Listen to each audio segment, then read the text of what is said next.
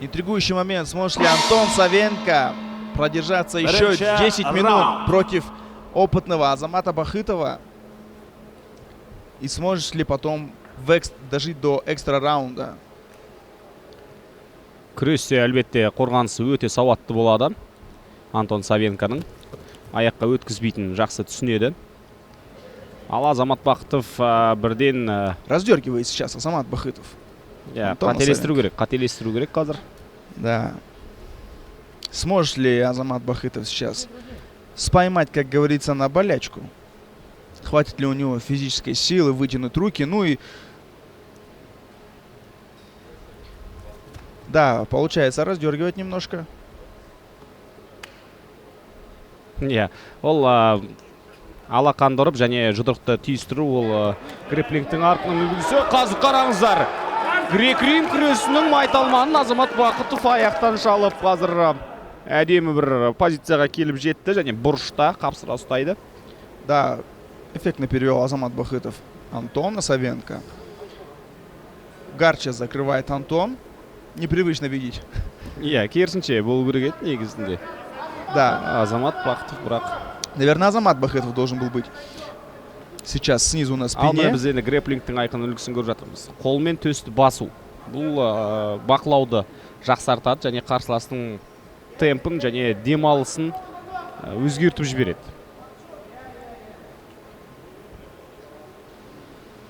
Қарсыласын құшақтады, бірақ Антон оны бірден сезгеннен кейін итеріп тастады. Знаешь, как мне кажется, в этой позиции сейчас у Азамата Бахытова немножко есть преимущество, так как он может спокойно действовать, зная то, что Антон Савенко не обладает какими-то навыками сабмишенов. Бірақ Антон тез үйренеді. Да, все-таки 3 схватки уже провел, вдруг сейчас выйдет на треугольник. Ол да мүмкін. Барлығы мүмкін, қазір көріп отырсыздар ғой. Это будет сенсация этого турнира, если Антон Савенко сейчас закроет треугольник Азамату Бахытову. Азамат қазір фулл маунтқа отыруға тырысады. Бір аяғын шығарып алды, енді екінші аяғын шығару керек. В халфгарде сейчас Азамат Бахытов. Будет ли пытаться перейти в сайд-контрол? Да, старается сейчас вытащить ногу из захвата Антона. Қолға ұртып әдісіге ыңғайлы келе ме осы жаққа?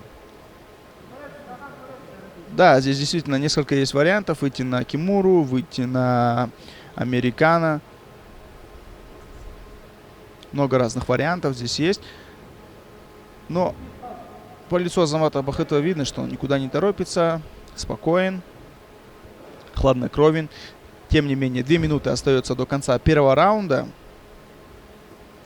Медленно, но верно Азамат Бахытов улучшает свою позицию. Будет ли пробовать Антон свипануть сейчас Азамата? Нет.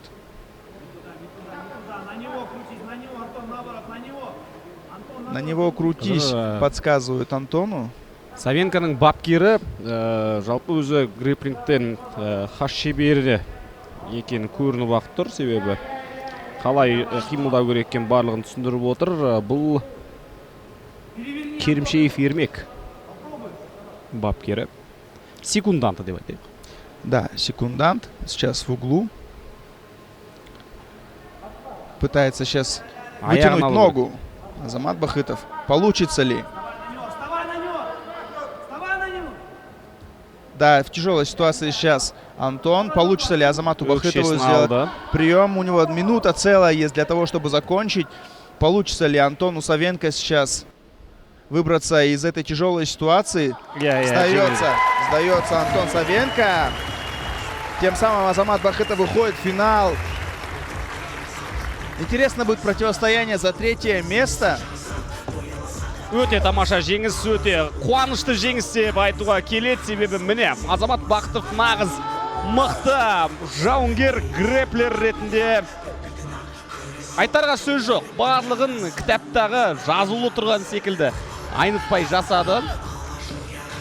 Да, теперь Азамат Бахытов в финале поборется с Русланом Израиловым за 10 миллионов, за главный приз этого турнира.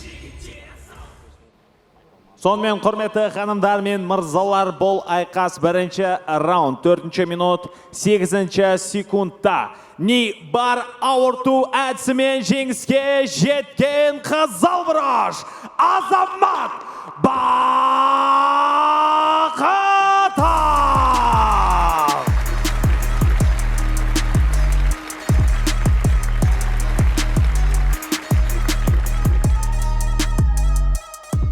Азамат бауырым, финал құтты болсын.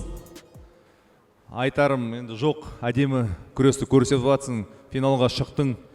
Осы мықты грек-римнің палуанымен күрестің осындай жоспар болған ба, осылай жеңем деп ойлағансың ба?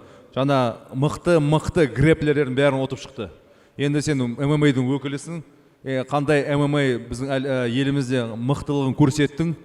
Жалпы екі сөз сізіне. Жаңағы греплердің жігіттері күресті ғой алдымызда. Соларға рахмет біріншіден. Чуть-чуть слабый жерлерін көрсетіп берді, таман қай жермен жұмыс істеуге болатын. Жоқ, еще изучать етіп берді, да? Әрқайсының өзінің слабый жері бар ғой. Бұл греко-римец болғасын, бұл жоғары жағын қатты сезеді екен. Екі-үші де көп. Сол себепті аяғын атака жасау керек болды. Примерно план осындай болған. Сол план бойынша болды бәрі. Осы финал туралы айта кетсең, Руслан Исраил өзің білесің, қандай атақты палуан. Жалпы қалай күресесің? Сен білесің, біздің қазір ереже бойынша мен айтқандай 3-ші орынға таласқан адам және 1-ші орынға таласқан адам, екеуі кездескен адам, ол курткасын шешеді деп. Ол қазір кимоносыз күресіп, сен мүмкін білмеймін, өзі шешеді. Кимоном күресем не ма, кимоносыз күресем деп. Бірақ енді қандай жоспар оның? Онымен күрес көрдің ме алдын ала? Разница жоқ, қандай кимоносыз, но бірақ олы Руслан екеумізде счет бар. Так что... Қандай счет? 3-1 негізі бұрынғы не бойынша. А последний раз минутқам.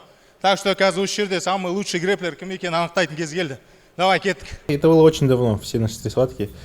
За это время он и я вообще полностью изменились. Был счет 2-1 в мою пользу. Ну, если чисто соревновательные схватки брать, мы на соревнованиях 3 встречались, 2 раз победил я. Последний раз победил Азамат, это было тоже очень давно, в 2017 году или 2016 году даже было. Антон, ну ты сегодня всех удивил. Всю греко-римскую борьбу. Я же вот говорю, Антон занимался всего лишь 1 месяц грэплингом и показал сегодня сумасшедшие результаты. Я думаю, ты на Nomad Wrestling следующий турнир уже будет совсем другой Антон, который изучит все элементы. Еще ты сегодня много защищался от атак, но сам мало атаковал. Я думаю, уже к следующей борьбе будут изучены именно атаки. Как ты думаешь? Конечно, к следующему турниру подготовимся сильнее, придем и заберем наше, то, что мы оставили сегодня. Про Азамата хочу сказать, очень сильный боец, борец, очень знаменитый. Немножко не получилось подтвердить тактику, которую я придерживаюсь все остальные 3 раунда. Отдал свою пятку, растянул Азамат меня. Не стал терпеть до того момента, пока не хрустнет колено. Отдал схватку. Но покажем еще. Ведь это не последний турнир. Мы тебя вот спонсором также сегодняшнего является КТТ. Мы тебя сегодня ждем. Со следующего недели можешь начать уже подготовку. У тебя со той стороны за тройку будет биться Ислам Мамилов. Ты видел, что он тоже делал? Все в основном досрочные были. Как ты с ним будешь бороться? У вас разница также 50 килограмм. Ислама я не знаю. Первый раз его увидел здесь же с ним ознакомились. Схватки я его не видел, так у нас не было времени. Где-то в разминочном зале пересекались. Да, я знаю, что он выиграл все досрочно. Но посмотрим, ковер покажет. Давай, Антон, желаю тебе победы. Настраивайся на следующую схватку. Кстати, следующая у вас именно будет.